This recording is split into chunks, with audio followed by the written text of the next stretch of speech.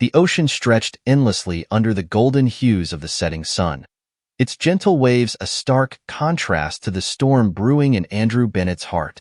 At 55, Andrew, a booming yet reclusive entrepreneur, had grown accustomed to solitude aboard his lavish yacht. His wealth afforded him everything, except the one thing his heart truly desired, a sense of purpose. However, as Andrew was about to discover, life presents answers in the most unexpected places.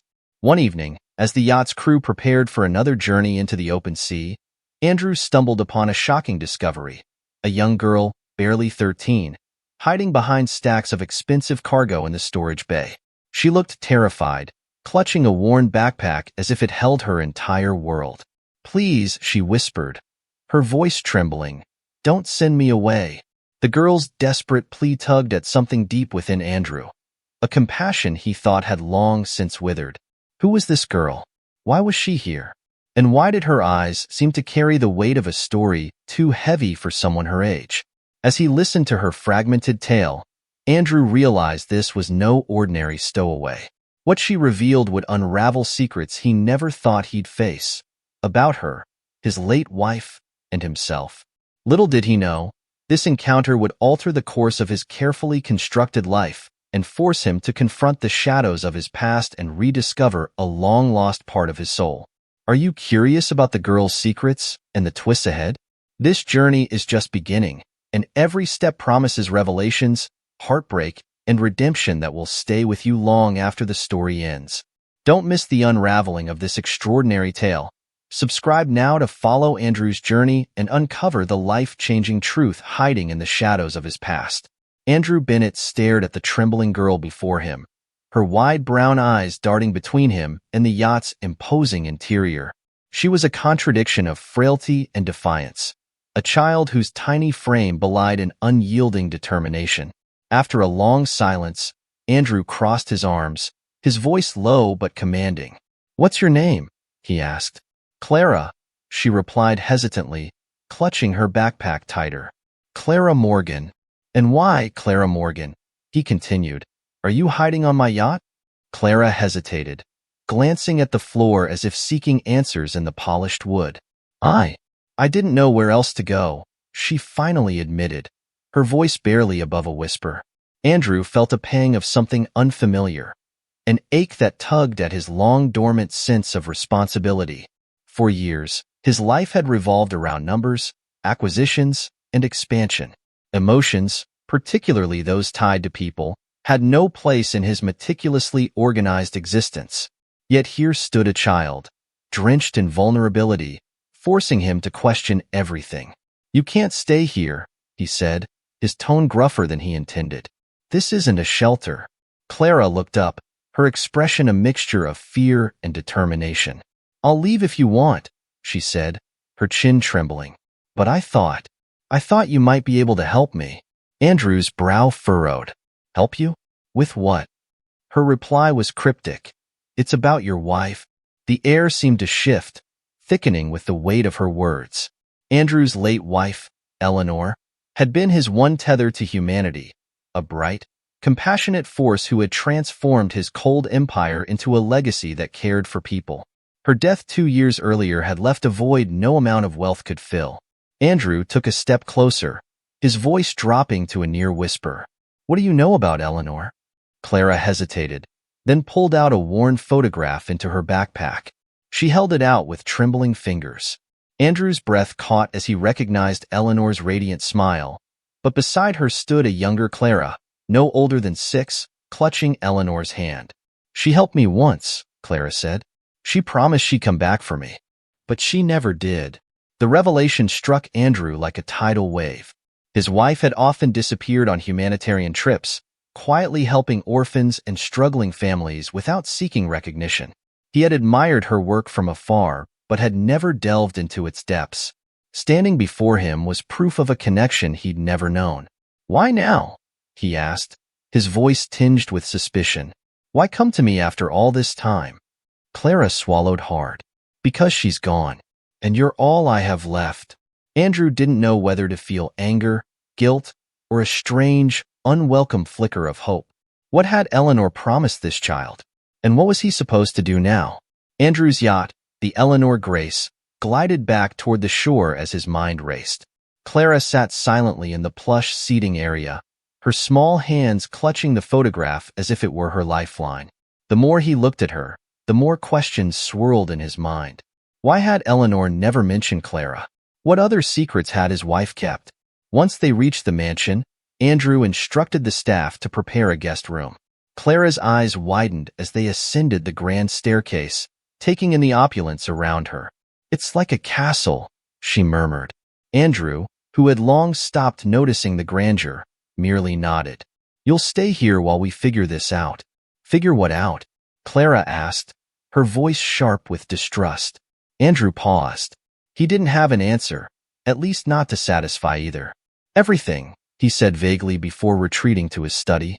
In the following days, Andrew pieced together the fragments of Clara's story. She had grown up in a small, underfunded orphanage on the city's outskirts, a place Eleanor had visited regularly, delivering food, supplies, and hope. Clara had clung to Eleanor's kindness, believing she would one day return to adopt her. But Eleanor's tragic accident had ended that dream, leaving Clara to fend for herself in a system that offered little compassion. Andrew's research uncovered even more startling details.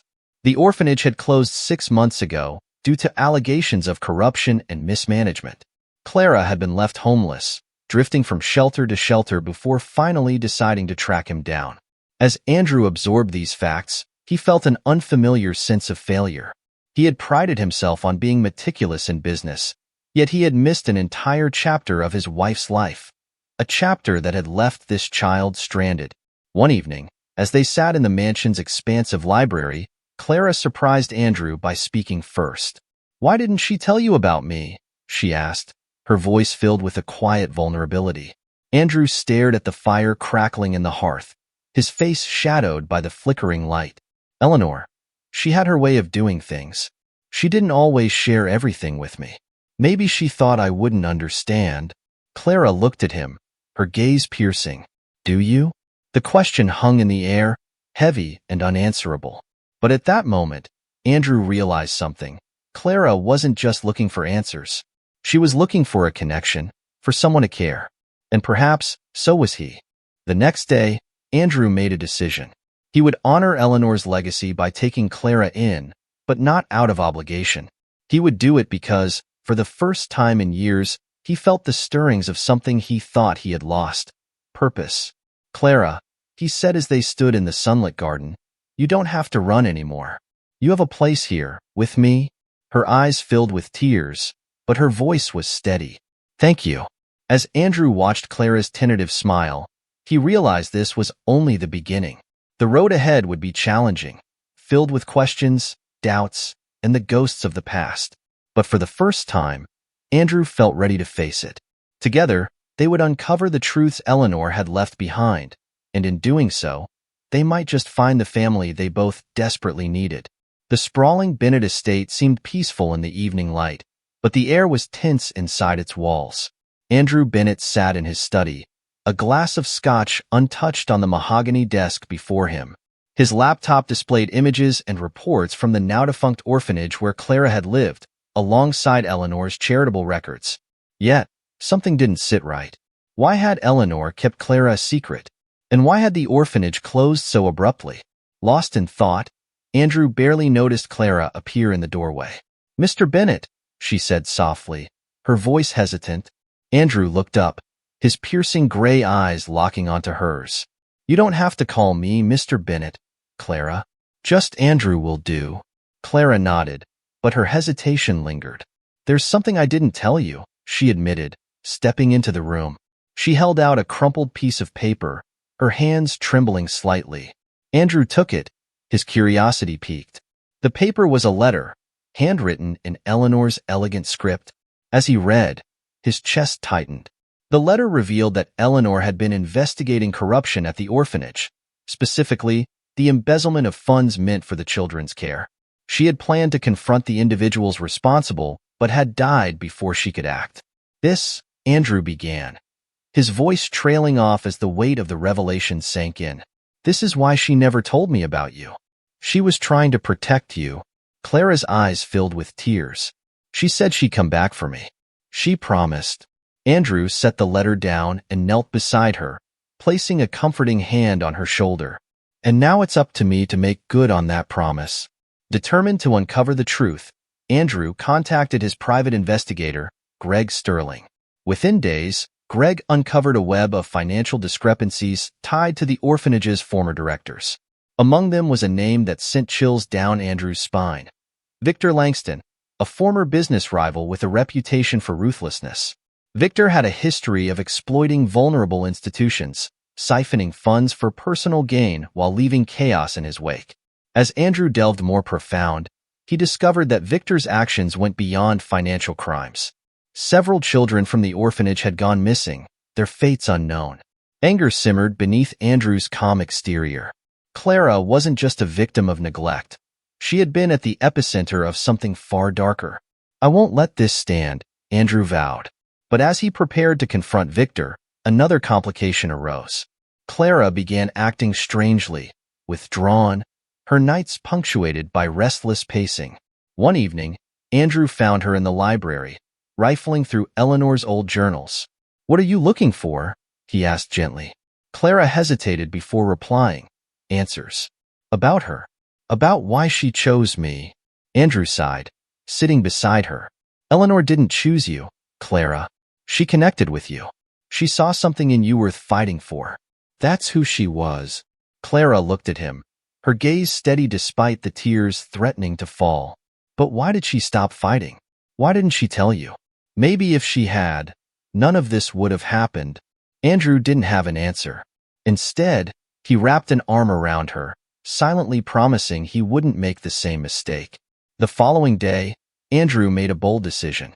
He and Clara would visit Victor Langston in person. "If we're going to expose the truth," he told her, "we need to face it head-on." Clara's fear was evident, but her resolve mirrored Andrew's.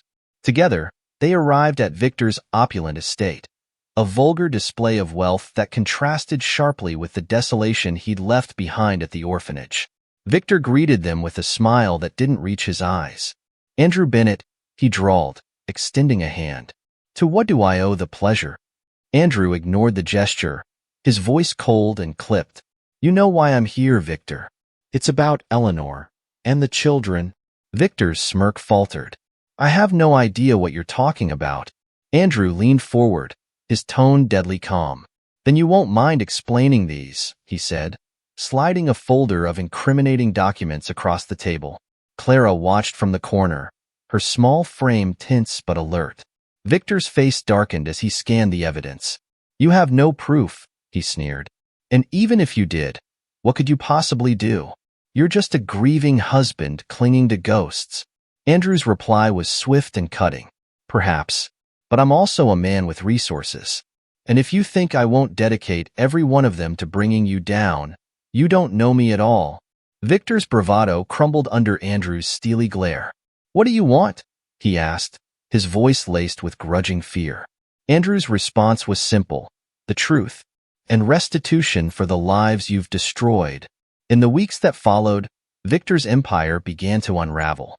Andrew worked tirelessly with law enforcement, exposing the full extent of Victor's crimes. The missing children were located, and many of them are now adults. Their stories are haunting yet hopeful. Clara, though shaken, found strength in seeing justice served. But the greatest triumph came at home. One evening, as the Bennett estate basked in the glow of a quiet sunset, Clara approached Andrew with a tentative smile. "I've been thinking," she said, "about what you said. About Eleanor seeing something in me." Andrew turned to her, his expression softening. "And what have you decided?" Clara's smile widened. "I think she saw something in you, too. And maybe we can keep fighting together." Andrew felt a lump rise in his throat. "I'd like that," he said, his voice thick with emotion. As the sun dipped below the horizon, casting its golden light over the estate, Andrew and Clara stood side by side, two people bound by loss, purpose, and an unspoken promise to carry Eleanor's legacy forward. And so, their journey continued, not as a grieving man and an orphan child, but as a family determined to turn pain into hope, one step at a time. The Bennett estate buzzed with quiet determination. Once a man consumed by solitude, Andrew had transformed into a beacon of hope for those Eleanor sought to help. Clara, though still healing, had become his partner in this mission. They were determined to continue Eleanor's work together but needed a plan. One evening, as Clara helped organize Eleanor's old documents in the study, she stumbled upon a journal bound in soft leather. Eleanor's diary was filled with thoughts, sketches, and plans for the orphanage. One passage in particular caught Clara's eye. "Each child is a star waiting to shine," Eleanor had written. "All they need is a chance. If I can provide that, then my life will have meaning." Clara's hands trembled as she brought the journal to Andrew. "Look," she said, her voice filled with wonder. She had real plans to help kids like me. Andrew scanned the pages, his heart heavy with both pride and regret. "She was remarkable," he murmured, "and she left us a roadmap." The idea was born that night. The Eleanor Foundation. It would be a sanctuary for vulnerable children, offering education, therapy, and mentorship to those in need. Andrew pledged his wealth to make it a reality, and Clara, inspired by Eleanor's vision, threw herself into the project. Launching the foundation was a challenging task. Andrew faced resistance from corporate allies who saw his philanthropic shift as threatening their profits. "This isn't just a passion project," one board member argued during a heated meeting. "It's a liability." Andrew's reply was unwavering. "If helping these children is a liability, I'm happy to bear it. Eleanor believed in this cause, and so do I." Meanwhile, Clara grappled with her challenges. While assisting with the foundation's outreach, she encountered other children from the orphanage who had suffered greatly under Victor Langston's neglect. Their stories mirrored her own, but some were reluctant to trust her.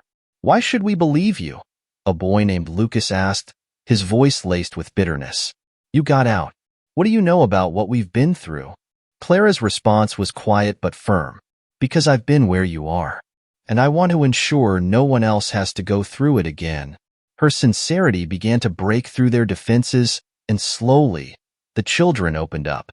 Clara became a mentor, just as Eleanor had been to her. As the foundation gained momentum, something extraordinary happened. Clara, who had been working tirelessly, noticed subtle changes in Andrew.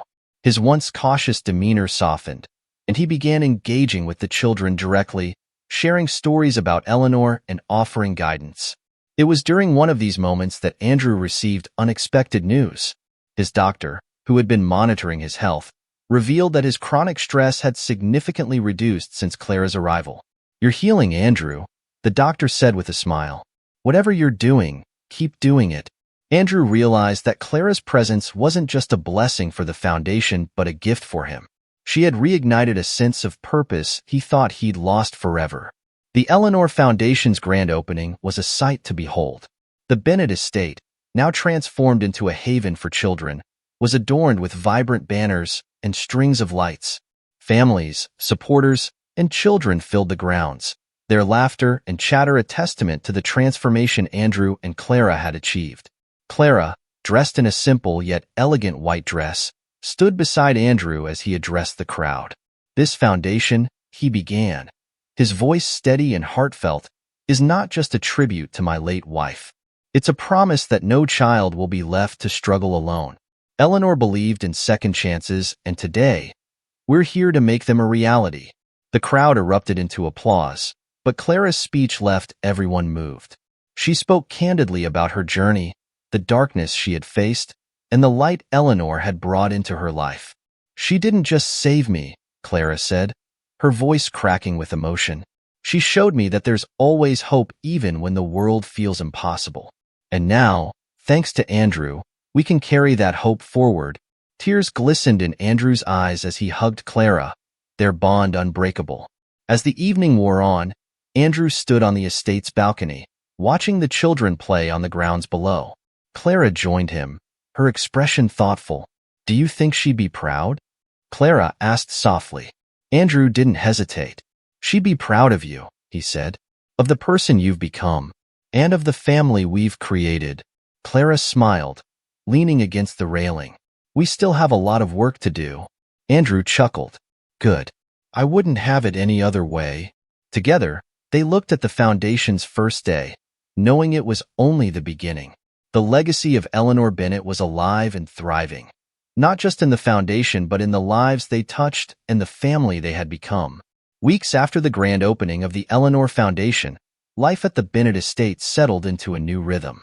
Children's laughter echoed through the halls, and the once solemn estate radiated warmth. Yet, amidst this newfound purpose, Andrew Bennett couldn't shake the feeling that the story wasn't complete. Something about Eleanor's work, and the secrets she carried, still lingered in the shadows. One evening, Clara approached Andrew in the study, clutching a small box she had found in Eleanor's old closet. "I think this might help," she said softly, placing it on the desk. Inside, Andrew found a collection of letters addressed to Eleanor, written by various people from her humanitarian work. Among them was a letter from a woman named Margaret Langston, Victor Langston's estranged sister. The letter described Eleanor's discovery of a deeper conspiracy tied to Victor's dealings with the orphanage and other nationwide charitable organizations. The final line of the letter sent chills down Andrew's spine. "If anything happens to me, know that I did everything to protect the children. Trust no one, not even those closest to you." Andrew's mind raced.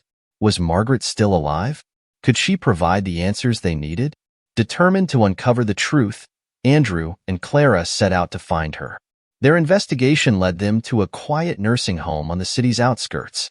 Now in her 70s, Margaret was frail but sharp-eyed, her hands trembling as she clutched a photo of herself and Eleanor. She was the only one brave enough to stand up to Victor, Margaret said, her voice heavy with regret. "I warned her not to get too close, but she wouldn't listen. She cared too much." Andrew pressed her for details. What was Victor's ultimate goal? Margaret hesitated, her gaze distant. Money, of course, but more than that, power. He used the orphanages to launder funds and silence people who got in his way. Eleanor stumbled upon something she wasn't supposed to see. "What was it?" Clara asked, her voice steady despite the fear in her eyes. Margaret shook her head. "I don't know the specifics, but whatever it was, it scared Victor. He'd stop at nothing to keep it buried."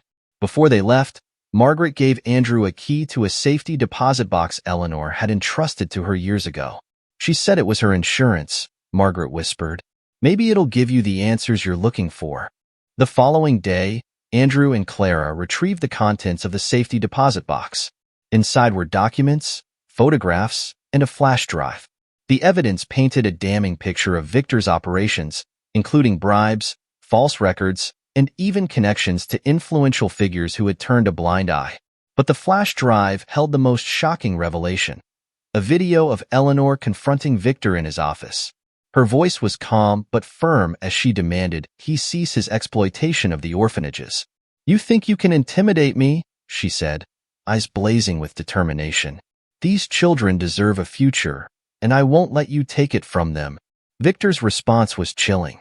"You're playing a dangerous game, Eleanor. Walk away while you still can." The video ended abruptly, leaving Andrew and Clara stunned. Eleanor's bravery was undeniable, but it was clear her actions had put her life in danger. Andrew clenched his fists, vowing to bring Victor to justice once and for all. Armed with the evidence, Andrew contacted federal authorities. The case against Victor Langston gained momentum as investigators unraveled the full extent of his crimes. Clara watched from the sidelines, torn between relief and sadness. Eleanor's fight was finally bearing fruit, but it had come at a devastating cost. One evening, Andrew found Clara sitting alone in the estate's garden. "What's on your mind?" he asked, sitting beside her. Clara hesitated before replying. "I just wish she were here to see this, to see that her work wasn't for nothing." Andrew placed a reassuring hand on her shoulder. "She is here, Clara, in every child who smiles because of the foundation, in every life we've touched. Eleanor's legacy is alive because of you." Tears welled in Clara's eyes, but she smiled, feeling a sense of peace she hadn't known before. Victor Langston's trial became a national spectacle. Andrew and Clara both testified, their voices unwavering as they recounted the evidence and Eleanor's sacrifices.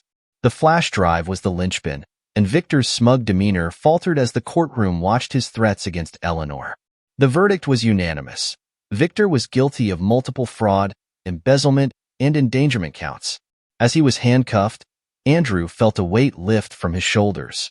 Justice had been served, but Eleanor's work was vindicated.